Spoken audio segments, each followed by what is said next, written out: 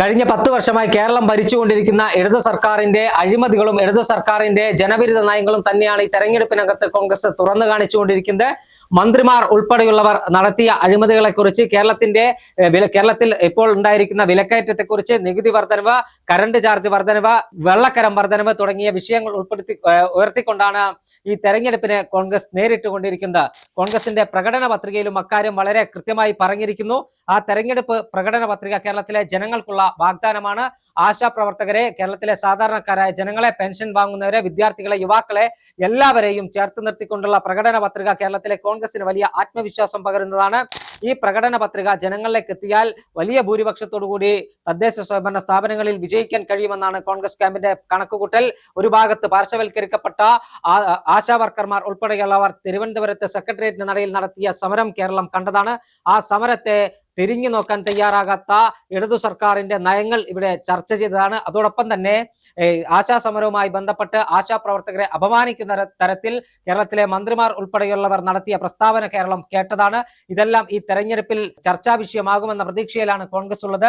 ആശാ വർക്കർമാർക്ക് മാസം 2000 രൂപ അധികം അനുവദിക്കും കോൺഗ്രസിന്റെ നേതൃത്വത്തിലുള്ള ഭരണസമിതികൾ തദ്ദേശ സ്വയംഭരണ സ്ഥാപനങ്ങളിൽ അധികാരത്തിൽ വന്നാലെന്നാണ് കോൺഗ്രസിന്റെ വാഗ്ദാനം. കൂടാതെ കേരളത്തിലെ സാധാരണക്കാർക്ക് ആശ്രയമായി മാറാൻ പോകുന്ന ഇന്ദിരാ ക്യാൻറ്റീനുകൾ പ്രധാന നഗരങ്ങളിൽ സ്ഥാപിക്കുമെന്ന് കോൺഗ്രസ് പ്രഖ്യാപിച്ചു കഴിഞ്ഞു. കർണാടകയിൽ സിദ്ധരാമയ്യ പയറ്റിത്തെളിഞ്ഞ സാഹചര്യം ഇതുമായി ബന്ധപ്പെട്ടുണ്ട്.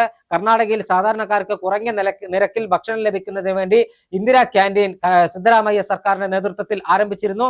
ആ ഇന്ദിരാ ക്യാൻറ്റീൻ വലിയ വിജയമായി കർണാടകയിൽ മാറുകയും ചെയ്തു. കർണാടകയിൽ എത്തുന്ന വിദ്യാർത്ഥികൾ ഉൾപ്പെടെയുള്ളവർക്ക് അവരുടെ ഒരു നേരത്തെ വിശപ്പടക്കാൻ, ഒരു നേരം മാത്രമല്ല 3 നേരം അവർക്ക് വിശപ്പടക്കാനുള്ള സാഹചര്യം ഇന്ദിരാ ക്യാൻറ്റീൻ വഴി ലഭിച്ചിരുന്നു. ആ ഒരു പശ്ചാത്തലത്തിൽ ഇന്ദിരാ ക്യാൻറ്റീൻ വലിയ ഒരു മാറ്റം കർണാടകയിൽ ഉണ്ടാക്കിയിട്ടുണ്ട്. അത്തരത്തിലുള്ള ഇന്ദിരാ ക്യാൻറ്റീൻ കേരളത്തിൽ കൊണ്ടുവരാനുള്ള നീക്കമാണ് UDF നടത്തുന്നത്. UDFന്റെ നേതൃത്വത്തിൽ കൃത്യമായ ഏകോപനത്തിൽ തെരഞ്ഞെടുപ്പ് പ്രവർത്തനങ്ങളുമായി മുന്നോട്ട് പോയാൽ കേരളത്തിലെ ബഹുഭൂരിപക്ഷം വരുന്ന തദ്ദേശ സ്വയംഭരണ സ്ഥാപനങ്ങളിലേക്കുള്ള സ്ഥാപനങ്ങളും പിടിച്ചെടുക്കാൻ കഴിയുമെന്ന് തന്നെയാണ് കോൺഗ്രസിന്റെ കണക്കുകൂട്ടൽ. കഴിഞ്ഞ തദ്ദേശ സ്വയംഭരണ സ്ഥാപനങ്ങളിലേക്കുള്ള തെരഞ്ഞെടുപ്പിൽ മലപ്പുറത്തും എറണാകുളത്തും ഒഴികെ ഒരു മികച്ച മുന്നേറ്റം കേരളത്തിൽ മറ്റെവിടെയും ഉണ്ടാക്കാൻ ഐക്യ ജനാധിപത്യ മുന്നണിക്കും കോൺഗ്രസിനും കഴിഞ്ഞിരുന്നില്ല.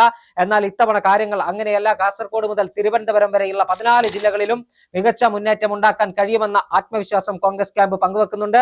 പ്രകടന പത്രിക താഴേക്കിടയിൽ എത്തിക്കുക, മുമ്പെങ്ങുമില്ലാത്ത വിധം ഒറ്റക്കെട്ടായി ഒരേ മനസ്സോടുകൂടി ഐക്യത്തോടുകൂടി കെട്ടുറപ്പോടുകൂടി ഇത്തവണ തെരഞ്ഞെടുപ്പിന് നേരിടുമ്പോൾ അത് കോൺഗ്രസ് ക്യാമ്പിന് വളരെ വലിയ ആത്മവിശ്വാസം പകരും. അത്തരത്തിലുള്ള പ്രവർത്തനങ്ങളുമായാണ് കോൺഗ്രസ് മുന്നോട്ട് പോകുന്നത്. കോൺഗ്രസിന് വലിയ വിജയം ഈ തെരഞ്ഞെടുപ്പിൽ ഉണ്ടാകുമെന്ന് തന്നെയാണ് കോൺഗ്രസിന്റെ കണക്കുകൂട്ടൽ. എന്തായാലും കോൺഗ്രസ് മുന്നോട്ട് വെച്ച പ്രകടന പത്രിക കേരളത്തിൽ വലിയ ചർച്ചയായിട്ടുണ്ട്. CPMന്റെ നെഞ്ചത്തേറ്റ അടിയാണ് കോൺഗ്രസിന്റെ പ്രകടന പത്രിക. കഴിഞ്ഞ ദിവസമാണ് പ്രതിപക്ഷ നേതാവ് VD സതീശന്റെ അധ്യക്ഷതയിൽ കേരളത്തിലെ UDFന്റെ മുഴുവൻ നേതാക്കന്മാരും പങ്കെടുത്ത ചടങ്ങിൽ ആ പ്രകടന പത്രിക പുറത്തിറക്കിയത്. എന്തായാലും കോൺഗ്രസ് പുറത്തിറക്കിയ പ്രകടന പത്രിക കേരളത്തിലെ വലിയൊരു മാറ്റത്തിന്റെ ദിശാസൂചികയായി മാറുമെന്ന കാര്യത്തിലും തർക്കമില്ല.